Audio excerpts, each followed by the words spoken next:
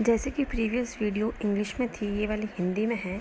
इसमें मैं आपको समझा देती हूँ कि कोई भी तरह का ओल्ड पैटर्न, ठीक है, जो आपके फादर फिगर से चला आ रहा है। फादर फिगर मतलब दादा दादी साइड से, या फिर अगर आप शादीशुदा है तो आपके ससुराल वाली साइड से वो चीज़ चली आ रही है जिसे कंपलसरी मोड पे करना है, ठीक है, बहुत सालों से चली आ रही है। लेकिन उसका एक्चुअल में देखा जाए तो 5D में रहते हुए आपको उस चीज़ के लिए कोई फीलिंग नहीं आ रही है। आपको पता है ये सिर्फ एक दिखावा है, 3D इल्यूजन है, इससे कोई वो प्रॉफिट नहीं होगा जिसके लिए ये लोग बाध्य खुद भी हो रहे हैं, खुद को भी बाउंडेशन में डाल रहे हैं और हमें भी डाल रहे हैं। वो एक तरह से आपको बाउंडेशन में डालने की कोशिश करते हैं, ठीक है। इसे हम नेगेटिव एनर्जी कहते हैं, जो आपको अपने फॉल्स प्रोजेक्शन, फॉल्स और इलॉजिकल तौर तरीक़ों में आपको बांधने की, एक डिवाइन सोल को बांधने की कोशिश करते हैं।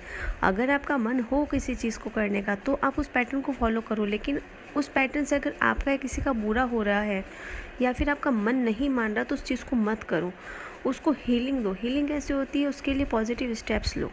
फॉर एग्ज़ाम्पल, अगर किसी के घर में करवा चौथ का व्रत होता है या कोई भी उपवास व्रत होता है जिसे कंपल्सरी तौर पे आपको करने के लिए बाध्य किया जाता है, आपको ये करना ही होगा क्योंकि ये बहुत सालों से चला आ रहा है और आपका मन नहीं मान रहा है तो आप उसे नहीं करेंगे।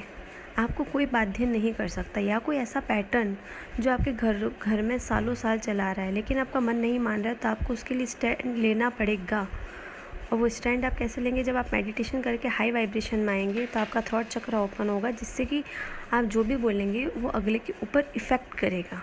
और वो इफ़ेक्ट कब करेगा, जब आपका भी एक लॉजिकल माइंडसेट होगा और आपकी DMDF एनर्जी बैलेंस में होगी और आपका थ्रोट चक्र प्रॉपर वर्क करेगा। तो आप अपने हाई वाइब्रेशंस में आए और फिर इस चीज़ के लिए स्टैंड ले, ठीक है।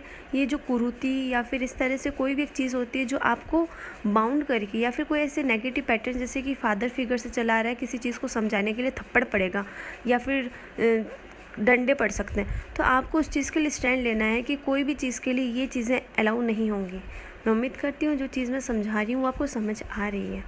जो चीज़ पुराने तौर तरीके से चली आ रही हैं वो अब सरफेस पे आ रही हैं, जो जिस तरीके से एनर्जी अभी बता रही हैं कलेक्टिव में, वो सारी चीज़ें सरफेस पे इसलिए आ रही है ताकि आप उसे हील करें। आपको बार बार बताया जा रहा है और आपको ड्रीम्स आ सकते हैं जो नेगेटिव फीलिंग्स दें, लेकिन आपको उनमें स्टक नहीं रहना है। आपको अपनी वाइब्रेशन हाई करनी है और जो पुराने पैटर्न्स हैं जो आपके फादर साइड के हैं उन्हें हील करना है, ठीक है।